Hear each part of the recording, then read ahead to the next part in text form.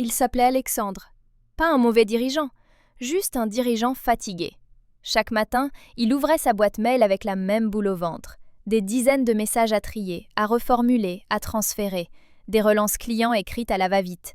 Des tableaux Excel bricolés pour suivre ce qui aurait dû être évident. Des informations perdues entre un mail et la tête d'un collaborateur clé. Alexandre passait ses journées à faire tourner la machine sans jamais prendre de hauteur. Il travaillait beaucoup, trop, et pourtant, l'entreprise stagnait. Il savait que quelque chose clochait.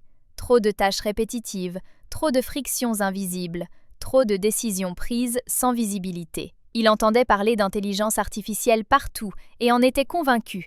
Ce n'était pas un gadget, mais une évolution incontournable. Le vrai problème n'était pas de savoir s'il fallait y aller, mais comment y aller sans se tromper.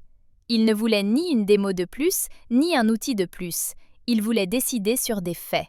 Un jour, par une rencontre presque anodine, Alexandre découvre Codito ergo sum. Ce qui le frappe, ce n'est pas une promesse technologique, mais une approche. On ne lui parle pas de « faire de l'IA », mais de supprimer l'incertitude, de comprendre ses processus réels, de mesurer où son organisation perd du temps. L'audit n'est ni un devis déguisé, ni une obligation de travailler ensemble ensuite. C'est un outil de décision stratégique. Il accepte l'audit parce qu'il se reconnaît dans les problèmes adressés. Tâches manuelles chronophages, flux d'informations mal maîtrisés, frictions coûteuses, peur légitime d'investir au mauvais endroit. Il comprend qu'avant d'automatiser, il faut voir clair. L'audit démarre. Des échanges courts, ciblés, parfois inconfortables. On regarde la réalité opérationnelle.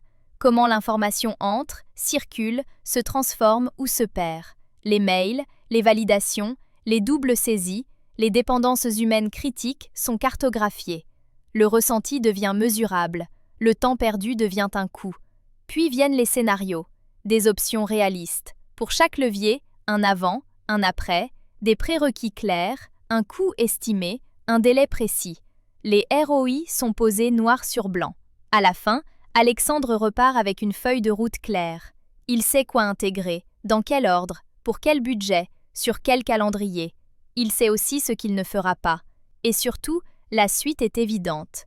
Codito ergo sum, qui a réalisé l'audit, connaît déjà l'entreprise. L'implémentation devient une continuité logique. Alexandre n'a plus qu'à dire « on y va ». Ce n'est pas l'IA qui a transformé son entreprise, c'est la clarté, puis l'exécution.